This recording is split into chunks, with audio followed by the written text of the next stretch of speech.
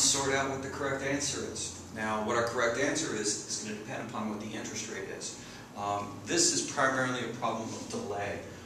We're having slightly higher costs out over here because we have these increased maintenance expenses when we do delay the installation, but the point is that the stuff is later.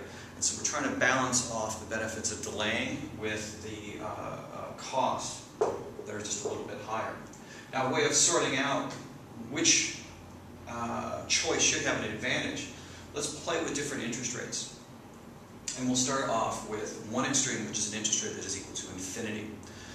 An infinite interest rate means that everything after time period 0 doesn't matter at all. Okay, so all what you're doing here is just dividing something by infinity, and that just drives it immediately out towards 0. So if you consider with an interest rate of infinity, the only thing you're looking at is your 0 cost. You can see that the all now option costs you $300,000, and the part now option costs you $150,000. And so clearly when the interest rate is relatively high, if the interest rate is infinite, that the part now option is your best choice. So let's go down to the other extreme. Instead of having an infinite interest rate, we look at what happens when there's a 0 interest rate. Now 0 interest rate just means that all of these costs and all of these costs are treated as if they're in the same time period. So you can just add them up. Well, you should notice that the install costs together are exactly the same in both cases. And these costs here are always $15,000 a year. These, on the other hand, are $10,000 a year here, and then they increase to $20,000 a year here. Well, all of these maintenance costs add up together to more than what these are up here.